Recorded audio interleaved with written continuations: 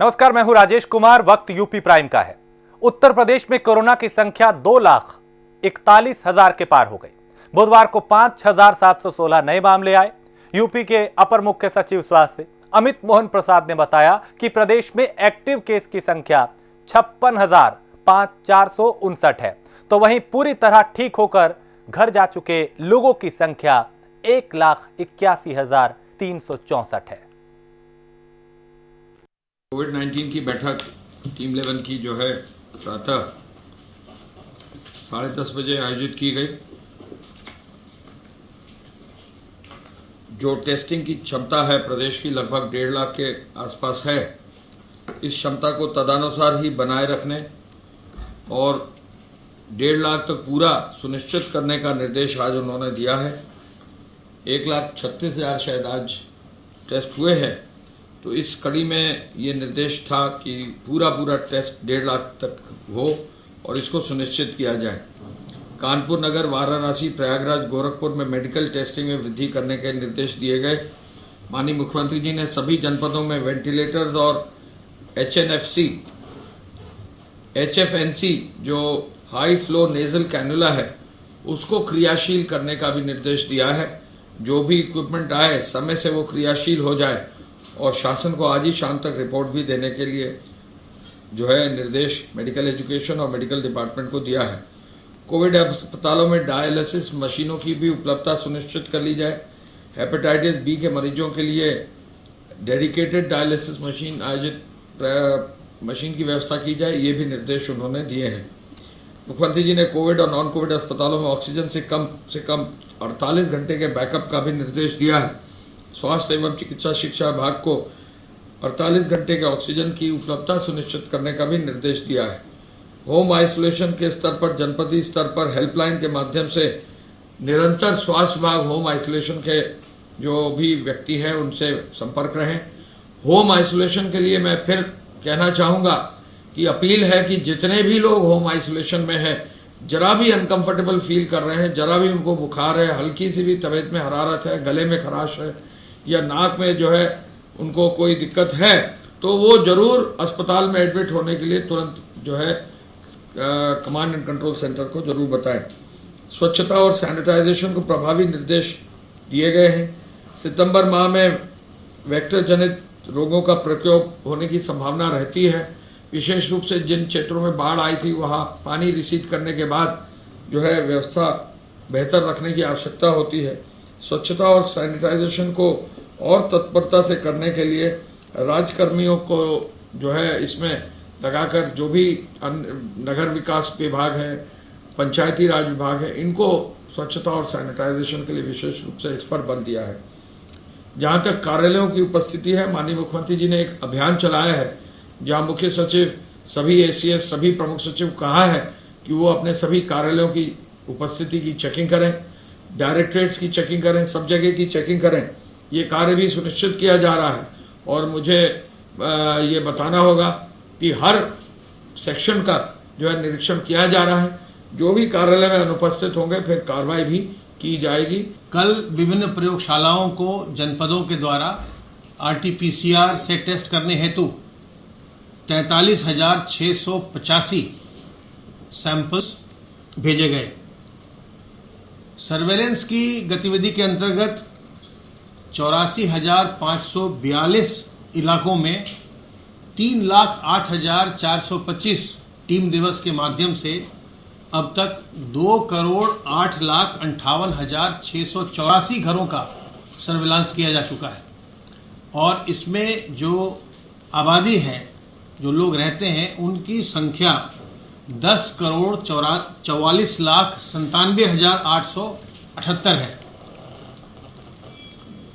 जो कुल active infection cases हैं प्रदेश में 56,459, उनमें से 28,609 होम आइसोलेशन में है इस समय और अब तक होम आइसोलेशन के विकल्प का उपयोग 1,08,056 कोरोना संक्रमित मरीजों के द्वारा किया जा चुका है। उनके द्वारा होम आइसोलेशन का विकल्प लिया गया है और इन 1,08,056 संक्रमित लोगों में से 79,447 अपने घर पर रहकर ही स्वास्थ्य लाभ करके और संक्रमण से मुक्त हो चुके हैं।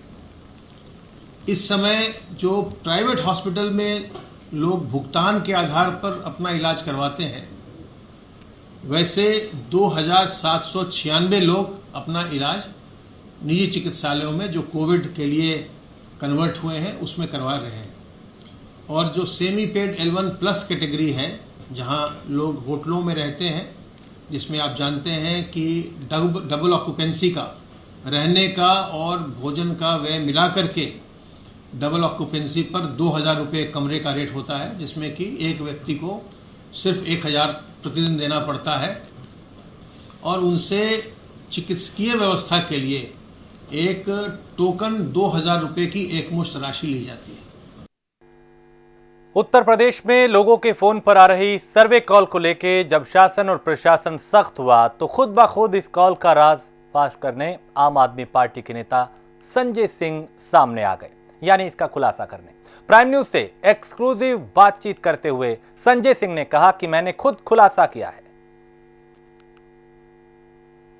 उत्तर प्रदेश में सरकार के खिलाफ अगर देखा जाए तो जिस तरह से लगातार उनके ही विधायक खड़े होते हुए नजर आए हैं कि उत्तर प्रदेश में ठाकरों की सरकार चल रही है, और बीते दिनों एक सर्वे कराकर जनता से भी ये पूछा जा रहा था। हालांकि उसके बाद सरकार ने कल इस पर मामला दर्ज करवाया हजरतगंज कोतवाली में, लेकिन आज सबसे बड़ा खुलासा हुआ है। आप सांसद संजय सिंह ने ट्वीट करके ये कहा है कि ये जो सर्वे था वो उनकी तरफ से करवाया जा रहा था और जो उसके रिजल्ट है वो भी कहीं ना कहीं चौंकाने वाले हैं। सब तो हमारे साथ मौजूद है। सर, एक सर्वे आपकी तरफ से कराया जा रहा था, बीजेपी की तरफ से ये कहा गया कि ये सौहार्द बिगाड़ने वाला है और उसको देखते हुए उन्होंने मुकदमा भी दर्ज करा दिया। आप क्या कहेंगे कि जो सर्वे आपने कराया है ये कितना सही है और सरकार की कितनी कलाई इसमें खुलने वाली है? अच्छा, मुझे लगता है कि सौहार्द बिगाड़ने पर अगर कोई बात बीजेपी कहती है तो इससे ज्यादा हास्यास्पद कोई बात नहीं है। पूरे देश में जो लोग नफरत फैलाने का, सौहार्द बिगाड़ने का, सांप्रदायिकता फैलाने का काम करते हैं, वो मुझ पर सौहार्द बिगाड़ने का आरोप लगा रहे हैं। अरे भाई, उत्तर प्रदेश में ब्राह्मणों की हत्या हो रही है, दलितों की हत्या हो रही है, और इसको लेके अगर मैं कोई सवाल पूछ रहा हूँ जनता से कि जनता को क्या लगता है यूपी में सरकार जातिवादी है या नहीं है, अगर लगता है जातिवादी है एक दबाएं, लगता है जातिवादी नहीं है तो दो दबाएं। और ये मैंने सारी सरकारों का उदाहरण देते हुए पूछा है। इसमें गलत क्या है? ये आरोप तो उनके खुद के विधायक लगा रहे हैं। जो उत्तर प्रदेश में ठाकुरों की सरकार चल रही, राधा मोहन दास अग्रवाल जी का बयान है, पढ़ लीजिए आप। देवमणि द्विवेदी का बयान है, बीजेपी के विधायक। तो भाजपा को तो खुद सर्वे कराना चाहिए इस बात पर कि मेरे आरोप सही है या गलत है। भाजपा ने मुकदमा दर्ज करवा दिया था वो तो 10 करवा चुके, 11वां करवा दिया। उनका तो काफी यही FIR दर्ज करा। इसके जो नतीजे हैं वो कितने चौंकाने वाले होंगे, इसके बारे में भी जरा हमें बताएं। देखिए, नतीजे अभी 3 बजे की प्रेस कॉन्फ्रेंस है, उसमें मैं बता दूंगा कि क्या क्या लोगों की राय आई है, तो जानकारी आपको देंगे। धन्यवाद से बात करने के लिए। तो ये तो संजय सिंह का साफ तौर पर कहना है कि उत्तर प्रदेश में जो चल रहा है उसी के आधार पर ये जातिगत सर्वे करवाया गया था और जो उसके नतीजे हैं वो भी कहीं ना कहीं चौंकाने वाले हैं। लखनऊ से कैमरा पर्सन राहुल के साथ में। बरेली में नाबालिग छात्रा से गैंगरेप की सनसनीखेज वारदात सामने आई, जहां फोटो खिंचाने जा रही छात्रा का रास्ते से अपहरण कर लिया गया और फिर सुनसान इलाके में छात्रा को ले जाकर गैंगरेप किया गया। 4 आरोपियों ने वारदात को अंजाम दिया। इस मामले में पुलिस ने पीड़ित छात्रा के पिता की तहरीर पर 3 नामजद और 1 अज्ञात के खिलाफ मुकदमा दर्ज कर लिया है। पुलिस ने 2 लड़कों को गिरफ्तार कर लिया, जिनसे पूछताछ की जा रही है। इस मामले में एसपी सिटी ने बताया पॉस्को एक्ट में मुकदमा दर्ज किया गया है और पीड़िता को मेडिकल कराया जा रहा है। पीड़िका का जो पीड़िता है उसका फरार आरोपी की तलाश की जा रही है।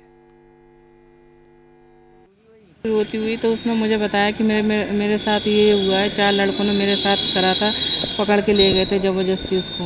एक खेत में उधर गला गोदाम की तरफ जंगल है, उसमें ले गए थे, उसके संग में गलत काम किया, ये बताया था उसने, लड़की ने मुझे। अरे मुकदमा दर्ज हुआ?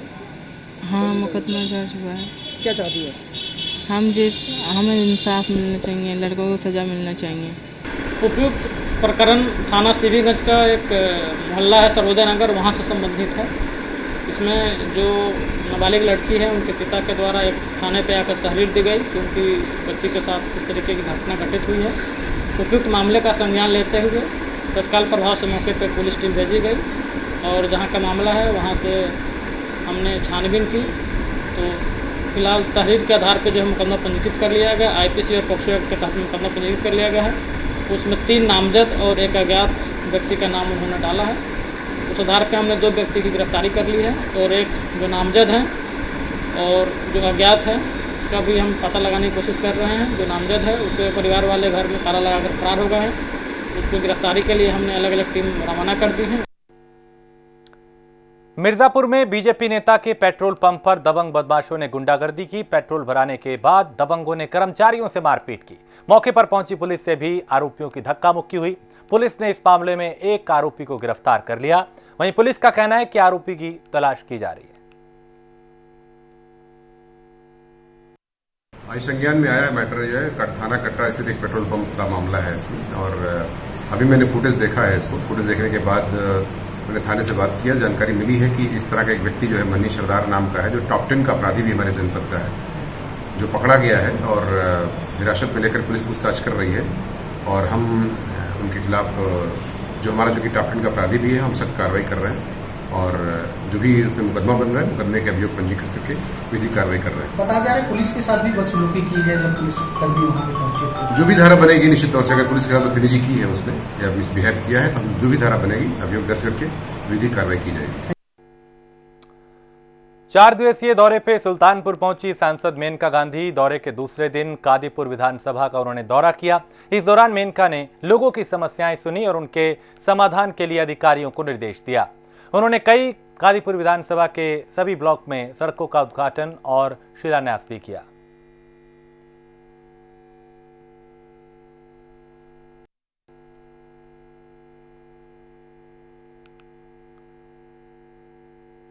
उन्नाव में सिकंदरपुर सरोसी ब्लॉक के अथरी गांव के लिए शासन के द्वारा ग्राम पंचायत में सामुदायिक शौचालय बनवाने के लिए 5,71,000 की मंजूरी हुई थी, लेकिन ग्रामीणों ने बताया कि कोई भी कार्य मानक के अनुसार नहीं हुआ। सरकार के धन का बंदरबाट किया जा रहा है। यहां पर ना तो विकास खंड से कोई अधिकारी आया और ना तो कोई जिले के आला अधिकारी यहां पर देखने पहुंचे।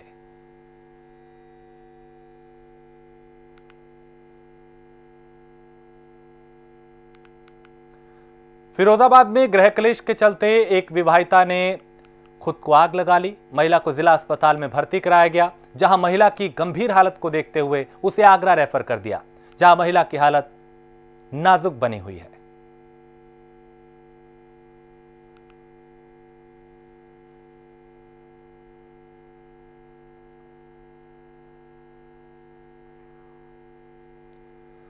अयोध्या पहुंचे बीजेपी सांसद रवि किशन ने सरयू स्नान करने के बाद रामलला और हनुमानगढ़ी मंदिर में दर्शन पूजन किया। उनके साथ कन्नौज के सांसद सुब्रत पाठक भी मौजूद रहे। इस मौके पर रवि किशन ने कहा, अयोध्या में होने वाली भव्य रामलीला में भरत की भूमिका में होंगे। वहीं बॉलीवुड अभिनेता सुशांत सिंह राजपूत की मौत को लेकर भी रवि किशन ने सवाल उठाए और कहा कि हिट फिल्में देने वाला 34 साल का अभिनेता अचानक पंखे से कैसे लटक जाएगा। देखिए, सुशांत हमारे छोटे भाई थे, हमारे भोजपुरिया माटी के थे। हम उनके सीनियर रहे, हमेशा सम्मान दिए। वो 33 साल के लड़का की मृत्यु क्यों हुई यह मुझे भी जानना है, उस बूढ़े पिता को भी, वो 4 बहनों को भी, हमारी पूरी कलाकार बिरादरी जो बहुत बड़ी है, सबको जानना है कि कैसे वो लड़की की मृत्यु हुई। क्योंकि वो लड़का तो जीना चाहता था, वो मरना नहीं चाहता था। गाड़ी थी, घोड़ा था, करोड़ों रुपए कमा रहा था, सारी फिल्में हिट थी। अचानक पंखे से क्यों कोई लटक जाएगा? हमको लगता है किसने प्रोवोक किया, क्या कारण था, क्यों मरे। जिंदगी देखने वाला इंसान, रोज कसरत करने वाला, अपने शरीर को प्रेम करने वाला कलाकार अपने आप को कभी हार्म नहीं करता। तो ये हमारे लिए भी एक बहुत बड़ा शक है। तो हमने यशस्वी प्रधानमंत्री मोदी जी को, गृह मंत्री अमित शाह जी को चिट्ठी भी लिखी थी सीबीआई जांच के लिए। एक बहुत बड़ी एजेंसी है सीबीआई, हमारे देश की न्यायपालिका है, को बड़ा विश्वास है उन पर। और सारे आला अफसर, सारे काबिल अफसर अभी मुंबई में हैं। डेफिनेटली बहुत जल्दी, आज 80 दिन होने आया, चेहरा बेनकाब होगा और बहुत सारे लोगों के बारे में पता चलेगा। बुलंदशहर के डीएम रविंद्र कुमार ने डीआईओएस और अधिशासी अभियंता खंड गंग नहर के कार्यालय का औचक निरीक्षण किया। डीआईओएस समेत कार्यालय में 5 और अधिशासी अभियंता समेत कार्यालय के 11 कर्मचारी अनुपस्थित मिले। जिलाधिकारी ने अनुपस्थित मिले कर्मचारियों का 1 दिन का वेतन काटने के निर्देश दिए।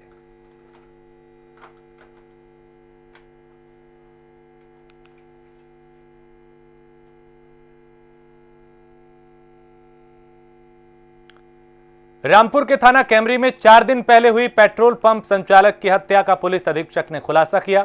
इस हत्या में पुलिस ने 3 युवकों को गिरफ्तार किया। उनके पास से लूटा गया पैसा और मोटरसाइकिल भी बरामद की गई है। यह हत्या अपमान को लेकर की गई थी। आरोपी के पिता को कुछ दिन पहले पेट्रोल पंप संचालक ने नौकरी से निकाल दिया था और उनका अपमान किया गया था। इसी का बदला लेने के लिए पेट्रोल पंप संचालक की हत्या की गई थी। दिनांक 27/8/2020 को रात्रि करीब 9:30 से 10 के बीच में श्री प्रवेश कुमार की हत्या की गई थी। इस संदर्भ में थाना कैमरी पर मुकदमा दर्ज कर लिया गया था और आवश्यक विधिक कार्रवाई की जा रही थी। इसमें टीमें गठित की गई थी इसके नामकरण हेतु, जिसमें आज सुबह हमें सफलता मिली और हमने 3 लोगों को अरेस्ट किया है, जिनके नाम है जगतपाल पुत्र केवलराम, अनिल पुत्र जसवंत और नवीन मौर्य पुत्र मंगल सेन। इन तीनों ने कबूला कि इन्होंने श्री प्रवेश की हत्या की थी। हत्या का मोटिव इन्होंने बताया कि जगतपाल के पिता को मृतक ने अपने पेट्रोल पंप पे चौकीदारी करते थे 1.5 महीना पहले निकाल दिया था और निकालते वक्त उनकी बेइज्जती करी थी और उनसे दुर्व्यवहार किया था। तो कोरोना के चलते कूड़ा उठाने वालों के सामने कई तरह की परेशानियां हैं, लेकिन अब कूड़ा उठाने वालों के लिए नगर निगम एक नई योजना लेकर आया है। योजना के तहत नगर निगम कूड़ा इकट्ठा करने वालों का पंजीकरण कराएगा, जिसके बाद सीधा नगर निगम को कूड़ा दिया जाएगा, जिसके बाद नगर निगम कूड़ा उठाने वालों को भुगतान करेगा।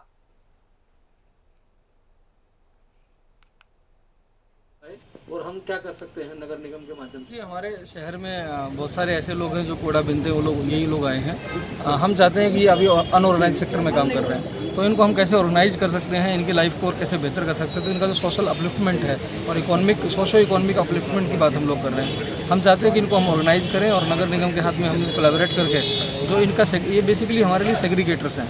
मैं इनको इनकी भाषा में समझाता हूँ, लेकिन मेरे लिए ये सेग्रीगेटर्स हैं जो सेग्रीगेट करते हैं ड्राई वेस्ट को, वेट वेस्ट को, और ड्राई में भी अलग अलग प्लास्टिक को, ग्लास को, मेटल को, इनको अलग अलग करते हैं। तो ये बहुत टेक्निकल काम है। अगर कोई बड़ा प्लांट भी लगाएगा तो ऐसे सेग्रीगेटर्स की ज़रूरत पड़ती है। तो मैं इनको रैक पिकर्स नहीं देखता हूँ, मैं इनको सेग्रीगेटर के रूप में देखता हूँ। तो ये मेरे लिए काम करेंगे। तो जो भी चीज़ हम लोग इससे रेवेन्यू मॉडल जब जनरेट होगा, उसमें हमारा कोई प्रॉफिट मॉडल नहीं है निगम का। वो सारा का सारा पैसा साइकिल करके इन्हीं की लाइफ में दोबारा वापसी चला जाए, ताकि इनकी सोशो इकोनॉमिक लाइफ जो है वो और इम्प्रूव हो। जौनपुर का रामपुर थाना तालाब बन चुका है। बारिश का पानी पूरे थाने में आया। यहां आने वाले ज्यादातर फरियादी गेट से ही लौट जाते हैं, और तो और थाने में तैनात पुलिस वाले भी परेशान हैं। यह थाना जौनपुर भदोही बॉर्डर पे मौजूद है। तस्वीरें देख के आप अंदाजा लगा सकते हैं कि थाना परिसर तालाब में तब्दील हो चुका है, और फरियादी जब यहां पहुंचते हैं तो गेट से ही लौट जाते हैं, क्योंकि आगे जाने का कोई रास्ता नहीं।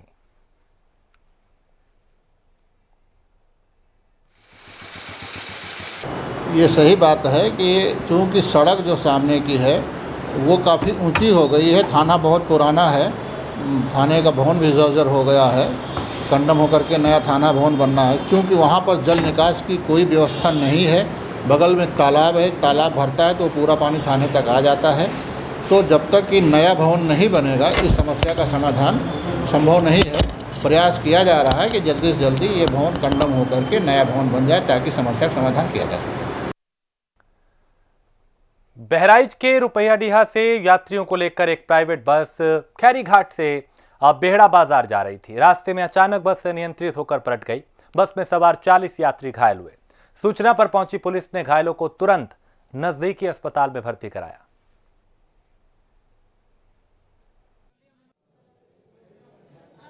बस पलट गई थी, जा रहे थे बेहड़ा, तो वो ड्राइवर दाम नहीं पाया, पलट गई। जो पलटा लगाई है तीसरे पलटा में यार पेड़ रोक लिया। अरे बस पूरा फुल रही, तो आधे ज़्यादा चोट खाए हैं। कुछ लोग ऐसे बचे हैं, आधे ज़्यादा चोट खा गए, आधे ज़्यादा चोट खा गया है, कोई नहीं हुआ है। हाँ सर। थाना खैरी घाट के अंतर्गत चौकी शिवपुर के पास टीकनपुरवा पर आज एक बस जिसका नंबर UP 15 DT 0388 है, वह रुपैयाडीहा से बेहड़ा की ओर जा रही थी। अचानक ये बस डिरेल होकर सड़क के किनारे पलट गई। सूचना मिलने पर पुलिस द्वारा इसमें रेस्क्यू कार्य कराया जा रहा है। इसमें शेष सारे लोग सुरक्षित हैं। 4 लोगों को मामूली चोटें आई हैं, जिनको वास्ते इलाज जिला अस्पताल रवाना कराया गया है।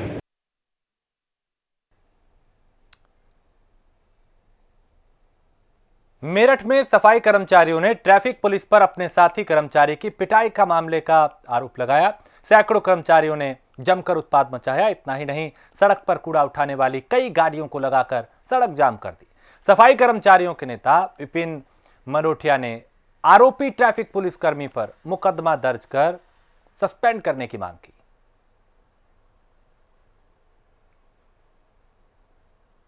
उतर के इधर करके फिर लौटेगा ये बता भैया कहाँ किसके डंडा मार दिया? ये अब ये अंदर आएगा, देखो ये आया, ये यहाँ गिरा है ये भैया, कहाँ किसके मार दिया? देखिए लगभग अभी आधे घंटे पहले घटना है। हमारा भाई अमित वाल्मीकि जो सफाई कर्मचारी के पद पर है और वो यहाँ से भी गुजर रहा था और जैसे ही पुलिस ने रोका हुआ, किसी कारणवश वो रुका नहीं रुका हुआ अलग बात है, पर तत्काल तुरंत ट्रैफिक पुलिस वाला हो चाहे कोई भी हो, उसने पैर में डंडा मारा, जिसके डंडा मारने से घुटने में काफ़ी चोट आई और हड्डी भी टूट गई है और वह इस समय मेडिकल में एडमिट है। एक तरफ तो देश पूरा कोरोना महामारी से जूझ रहा है और ठीक दूसरी तरफ लगातार सफाई कर्मचारियों का पूरे प्रदेश में शोषण हो रहा है, चाहे रामपुर की घटना हो, चाहे बदायूं की घटना हो, चाहे बरेली की घटना हो और अभी तत्काल पिछले महीने की चाहे मुजफ्फरनगर की घटना हो और उससे 15 दिन पहले चाहे सहारनपुर की घटना हो, लगातार सफाई कर्मचारी का सबसे ज्यादा शोषण इस प्रदेश में हो रहा है। एक सफाई कर्मचारी जा रहा था, ड्यूटी से वापस ला रहा था तो ट्रैफिक सिपाही ने के बीच में उनके कुछ डिस्प्यूट हुआ, जिसके कारण कुछ उसको चोट लगी सफाई कर्मचारी को।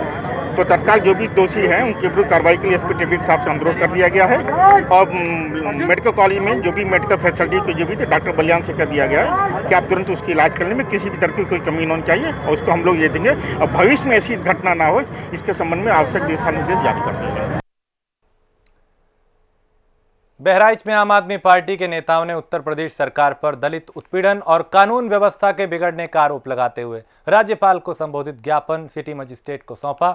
आम आदमी पार्टी के जिला संयोजक डॉक्टर संतोष कुमारी रस्तोगी ने सरकार पर जमकर निशाना साधा और कहा कि एनसीआरबी के डेटा के मुताबिक उत्तर प्रदेश दलितों और महिलाओं के प्रति अपराध में नंबर 1 पर पहुंच गया है।